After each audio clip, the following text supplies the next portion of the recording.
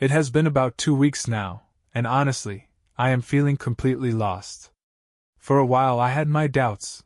There were all these signs, little red flags popping up here and there, but I never had anything concrete. Finally, I decided to confront her about it. Her reaction? She blew up, acting furious and accusing me of not trusting her. She said, "How could you even think I would cheat? I would never do something like that." But her over-the-top anger only confirmed what I had already been suspecting. I decided to dig a little deeper. I went through her phone and checked her computer, but I could not find a single thing. So I went a step further. I bought a few tiny cameras and set them up around the house. Then I left for the weekend, telling her I was going to visit some friends. Let me back up a bit.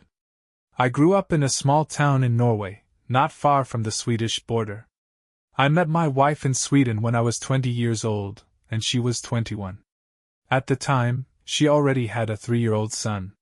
We clicked right away, and before long, I was stepping into the role of that little boy's dad. It has been 11 years since then, and I love that kid with all my heart. To me, he is my son. We have been married for 6 years now, but honestly, that detail does not feel like it matters anymore. Anyway, I came back home early, knowing she would not be there, and I went straight for the footage. There it was, as clear as day. Her and some guy doing things that shattered every ounce of trust one had left. I recognized him too. It was one of her colleagues from work, a guy named Theo. We had been friendly with him and his wife before all of this. I used to think seeing red was just a figure of speech, but in that moment I truly saw red. I am normally a calm, easygoing guy, hardly ever angry, but something inside me just snapped.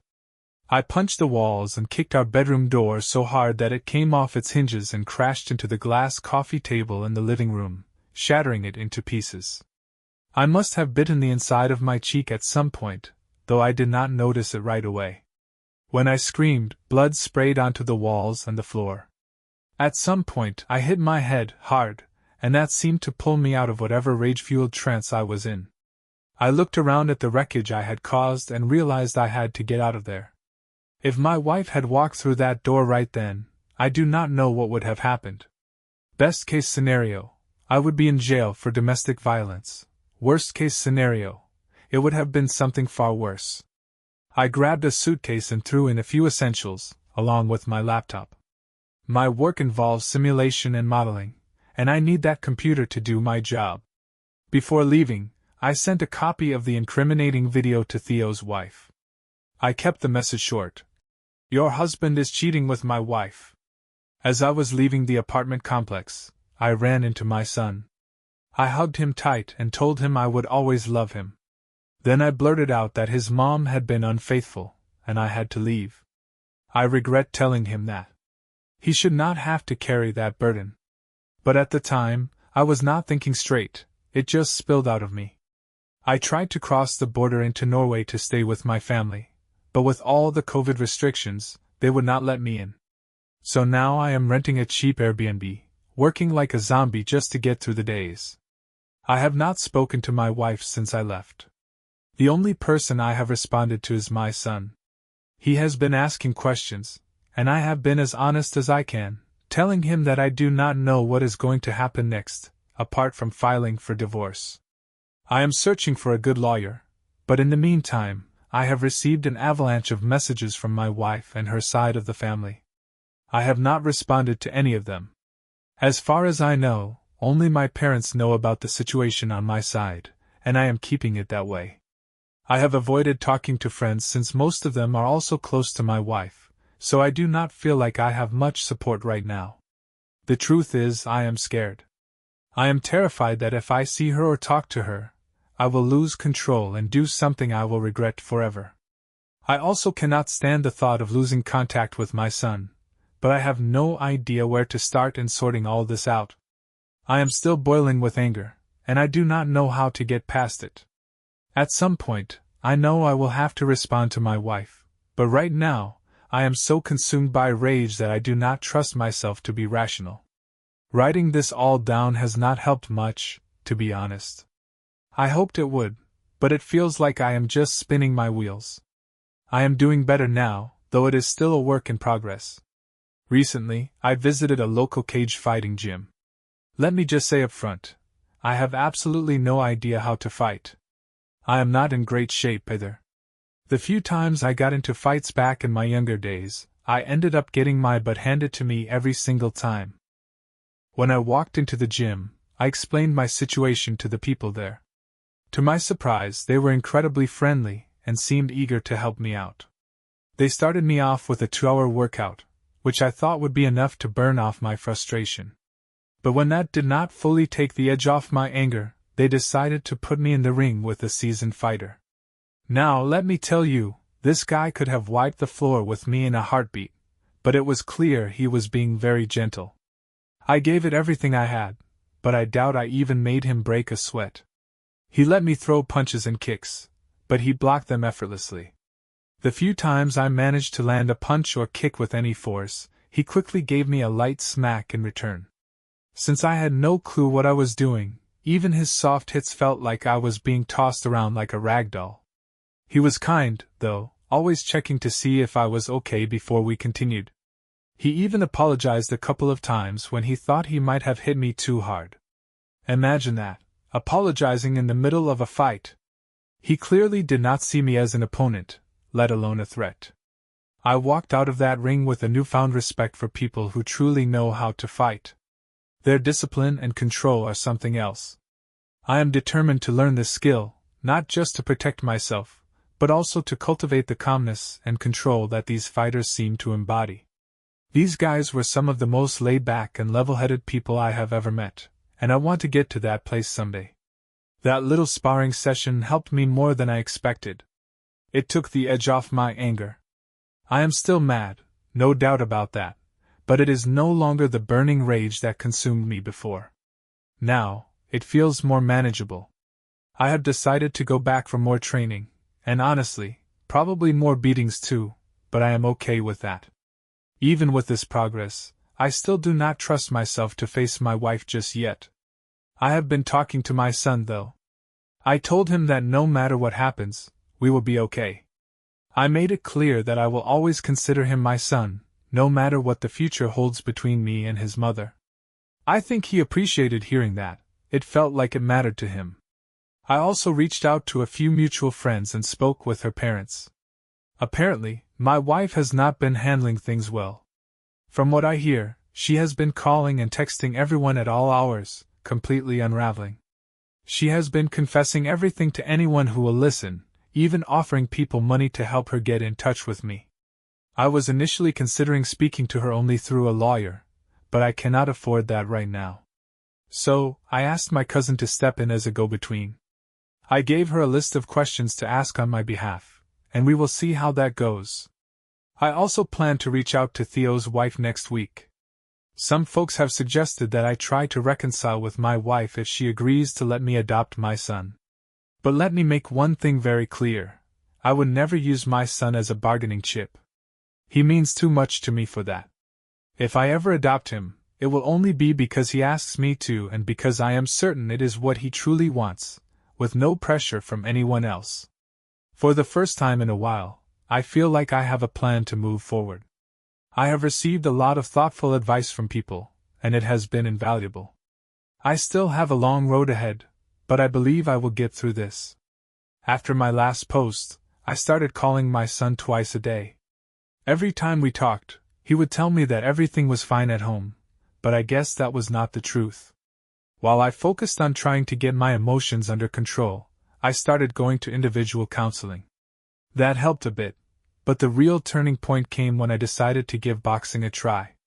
The first gym I visited was a bit rundown, and had a gritty vibe to it, but there was something special about the place. The 5 guys training there had this incredible camaraderie. It was like a brotherhood. I wanted to be part of that so badly. Just seeing how they interacted made me feel like this was where I needed to be. They told me I had to talk to the old man first. He was the owner of the gym, and apparently, he had the final say on who could join. They all spoke about him with such respect that I started to feel nervous about meeting him. Let me tell you, the old man has a personality that is, well, let us just say, abrasive. At first, he just sat there and listened to me. But when he started talking, I found myself getting more and more irritated.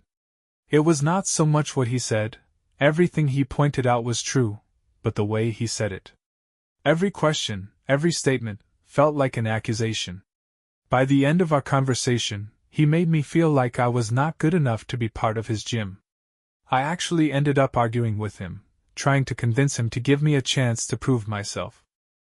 I still cannot figure out if the old man is just a jerk or some kind of genius. That said, he has had a surprisingly positive impact on my life.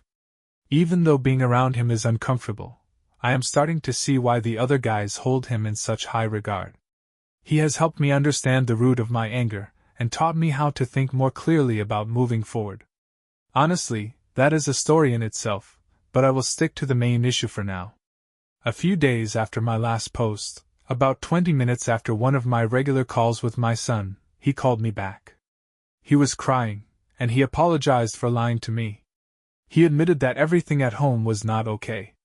Through his sobs, he told me that my wife had been sitting in front of the TV all day, staring blankly at the screen, even if he turned it off.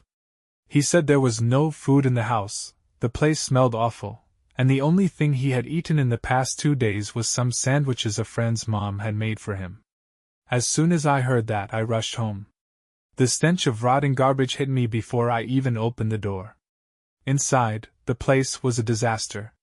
It was clear no one had cleaned since I left almost a month ago. The floor was littered with crumpled-up papers, the sink was overflowing with dirty dishes, and there was broken glass scattered around. The smell of decay was overpowering. The first thing I did was check on my son. I had grabbed a burger for him on my way there, and I gave it to him while I reassured him that everything was going to be okay. I told him to stay in his room and eat while I went to talk to his mom. Before I left the room, he hugged me tightly and cried into my shoulder. That hug, it meant the world to me. I had missed him so much. At that moment, I silently promised myself that I would never leave him again. Then I went to see my wife. She was exactly as my son described, sitting on the couch, staring at the TV. But he had not told me how terrible she looked. She had lost an alarming amount of weight. She was practically skin and bones. Her eyes were sunken, surrounded by dark rings. Her skin was dull and lifeless, her lips were cracked, her hair was dirty and unkempt, and her clothes were filthy. I pulled up a chair and sat down between her and the TV. The smell coming from her was horrendous. There was a bucket on the floor near her, and later I found out it was half filled with vomit that had been sitting there for a week. Seeing her like that hurt me deeply. In that moment, I forgot everything she had done. All I wanted was to protect her, to help her, to make her better. It was as if my anger had been replaced by this overwhelming sense of pain and pity. And that scares me. Despite everything, part of me still loves her and cares about her. That realization terrifies me because it makes me feel like something must be wrong with me. I honestly did not know what to say to her. She was clearly not in her right mind. At one point, she looked at me and asked, "Are you real?" When I told her I was, she broke down in a way I had never seen before. It was not just crying, it was wailing, loud and piercing, the kind of sound that makes your chest tighten. It startled me. And then, without warning, right in the middle of her screaming, she either passed out or fell asleep. I did not know how to check her pulse, so I put my Fitbit on her wrist to monitor her heart rate.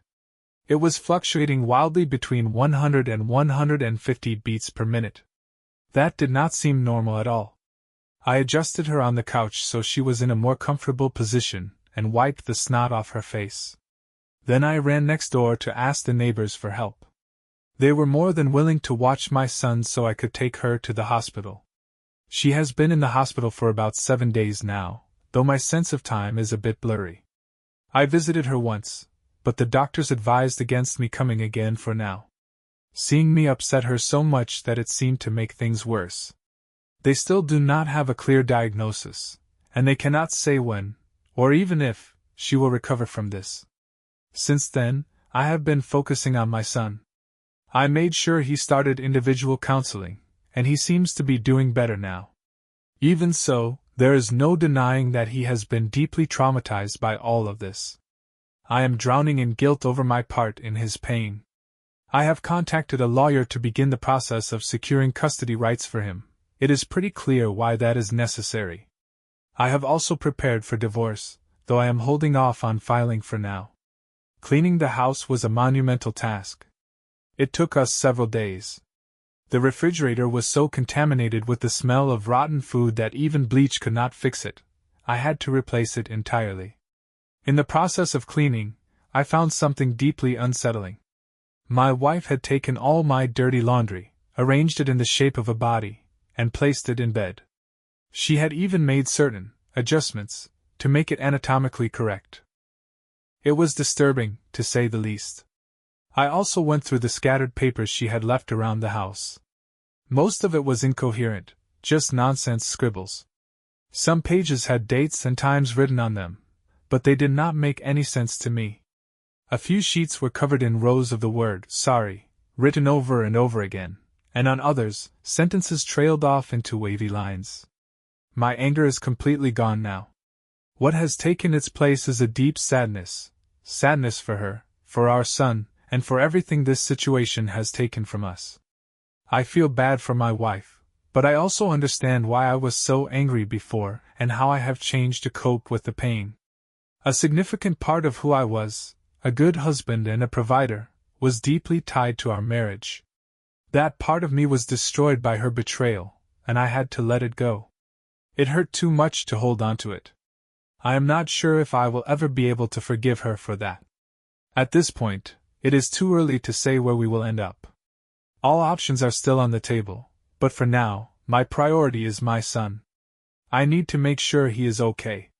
As for myself, I am trying to rebuild my self-esteem and my sense of masculinity. If my wife recovers, we will have to talk and figure out what comes next. But right now, I cannot think that far ahead. I know this is not some spectacular story with dramatic confrontations or satisfying revenge. I am just exhausted and sad. What felt so clear-cut and straightforward before I came back now feels overwhelmingly complicated. I do not know what to do. I just hope I can find the right path forward for my son and me. I have some questions, and I am hoping you might help me see things from different angles. Before you start, if your advice is just divorce her, do not bother. I will simply ignore it. In the end, I know that whatever happens will be my choice. I will decide what is best for me and my family when the time comes. I have not been sleeping much lately, and my mind feels foggy, so bear with me if I ramble a bit. I really do appreciate the different perspectives everyone shares here. It helps me think things through in ways I might not have considered on my own. As of now, my wife is still in the hospital. She has refused to see anyone except her mother. The only instructions she has given are that no visitors are allowed, no one is to speak to me on her behalf, and no one is to try to pressure me in any way. She has confessed her infidelity to nearly everyone, but only in the vaguest terms. Most of her calls have been frantic, saying things like, "I cheated. He is going to leave me. What do I do?" Because of this, people have generally left me alone unless I have reached out to them for help or advice. A few days ago, her mother handed me a letter my wife had written. It is long, 32 pages. I will try to summarize the key points. She apologizes for everything she has done to me, our son, and our family. She says she will sign any document I put in front of her, whether it is a postnuptial agreement, divorce papers, or anything else. She has also confessed to a 2-month emotional affair with another man online before the physical affair began. I did not know about this earlier incident at all, so I believe she is being honest. Her confession is extremely detailed. She has given me all her login credentials to prove she is not hiding anything. She also directed me to a thumb drive hidden in one of her drawers, which contains a diary she has kept for almost a decade. Everything in the diary matches what she wrote in her letter. In the letter, she explains that the first emotional affair was more like a game to her than anything serious. It involved flirting but no sexting or plans to meet. It lasted until one day, without much thought, she sent him a message that crossed a line. As soon as she realized what she had done, she ended it. She says she wanted to tell me at the time but could not find the courage. According to her diary, she was trying to find a way to bring it up but never did. When the more recent affair began, she was flattered by the attention and felt a massive ego boost. The man she cheated with is, by all accounts, a very handsome guy, a model type. I have met his wife, and she is absolutely stunning. She is the kind of woman you look at and think, wow, that is a perfect 10. My wife admits that getting attention from someone like him, especially when his wife was so beautiful, made her feel special, like she had won some sort of competition. She confesses that she knew what she was doing was wrong but feels genuinely confused about why she could not stop herself. According to her letter and diary, the affair only became physical when the man began to lose interest in her. She used sex as a way to keep him interested, to make him continue giving her attention. From what I can tell, she did not enjoy the physical side of it much. It seems like it was more of a chore for her, a means to an end.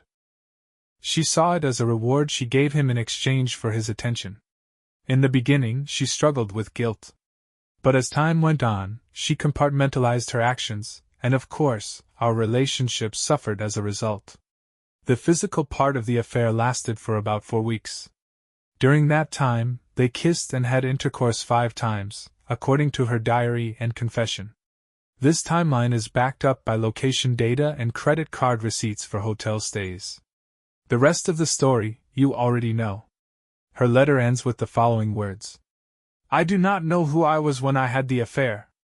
That person feels like a stranger to me, someone I do not recognize. I cannot comprehend how I could so easily abandon my morals, my beliefs, and hurt the people I love more than anything in this world. I cannot explain why I was unable to stop myself. I will not insult you by asking for your understanding or forgiveness. I know I do not deserve either. My only hope is that, in some way, I can help you and our son heal from the pain I have caused. I will do anything you ask of me, no matter what it is.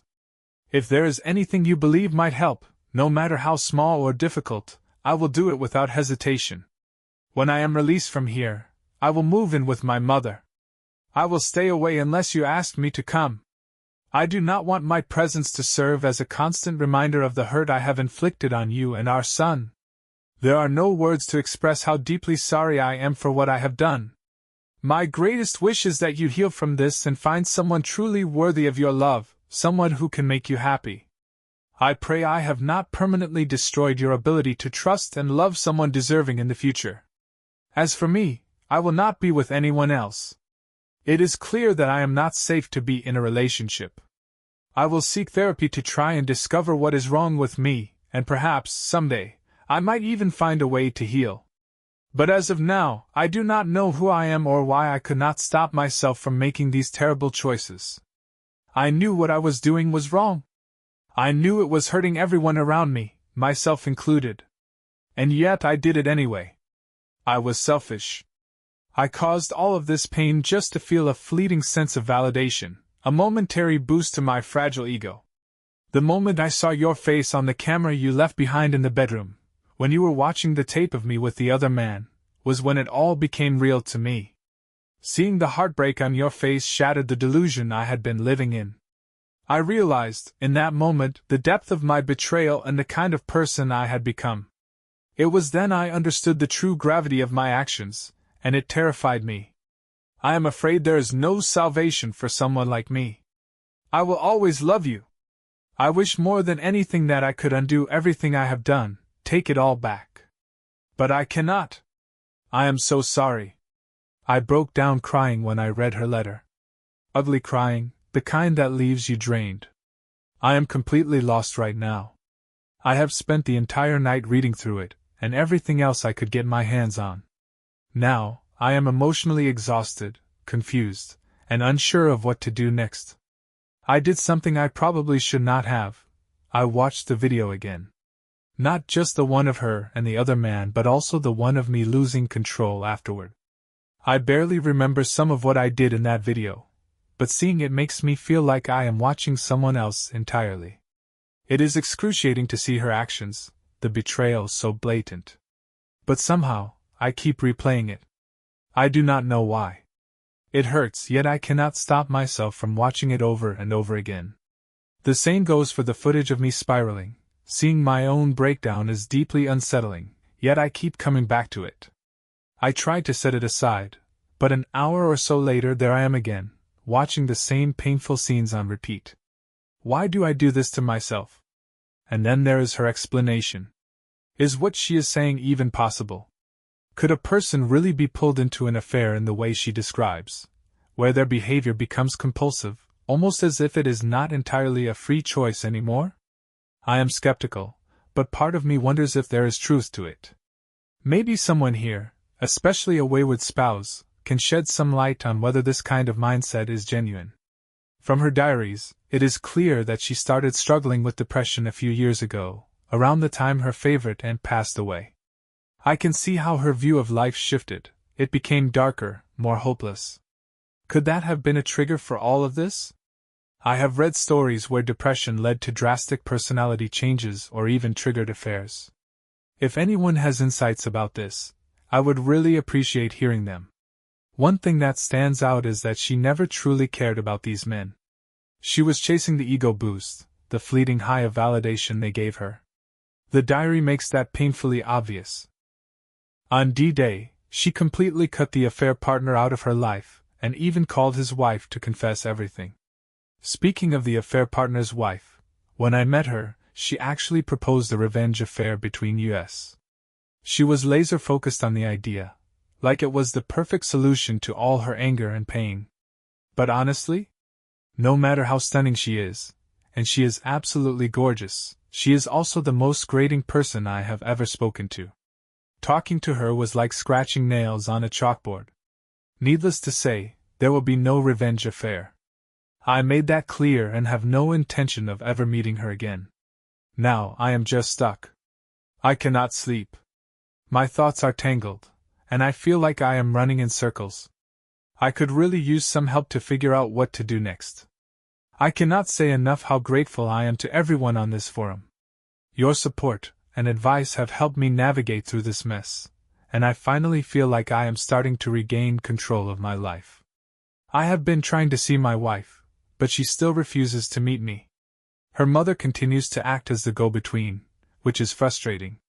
I tried to remind her of what she said in her letter, that she would do anything if she thought it would help.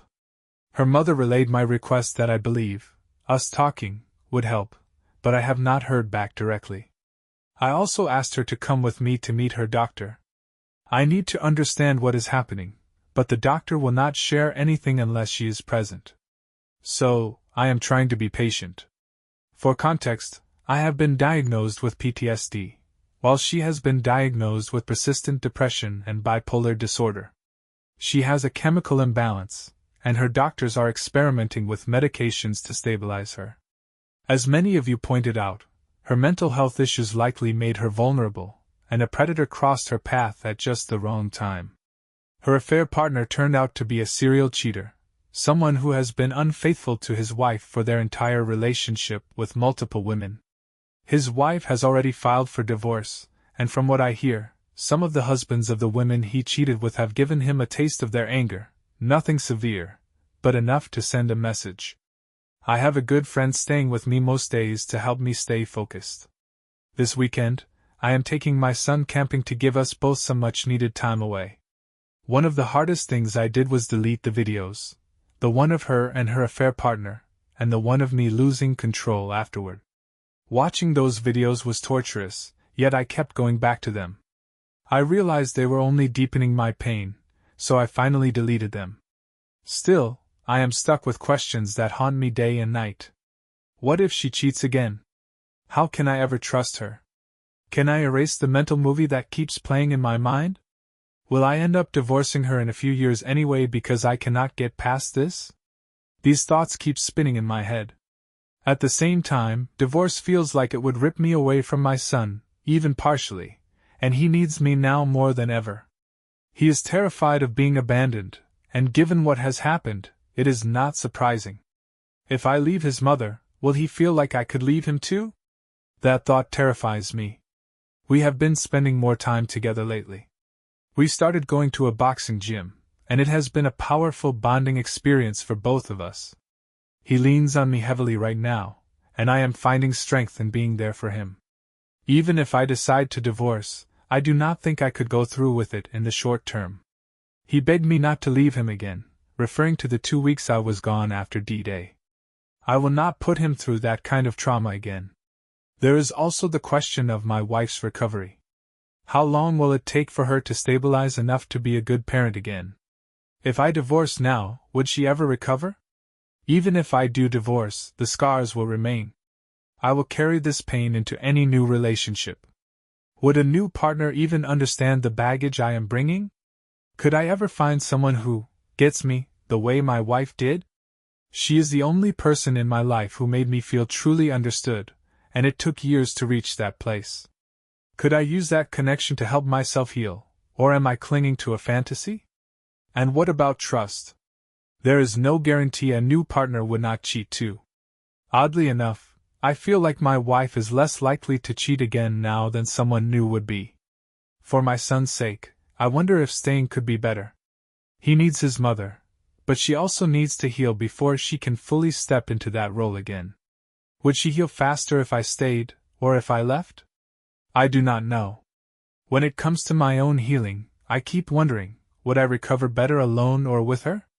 From what I have read here, the people who heal best are the ones whose wayward spouses actively contribute to their recovery over a long period, 3 to 5 years at minimum.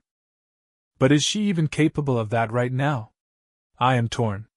Reconciliation or divorce? I have a million questions and no solid answers. I cannot deny that I still love my wife. No matter how much I want to hate her for what she has done, my bond to her is not so easily broken. Even in my darkest moments, when I fantasized about her feeling the same pain she caused me, I knew I did not really want to hurt her, or anyone.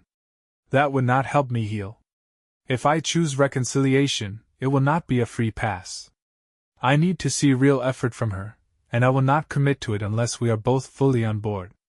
But even then, I know I would be watching her every move. I hate the thought of being that guy. But what other choice would I have if I could not trust her? I feel like I need to talk to her soon. Not being able to communicate directly is becoming unbearable. If anyone has advice on how to handle that conversation, I am all ears. Thank you all for listening and for your guidance.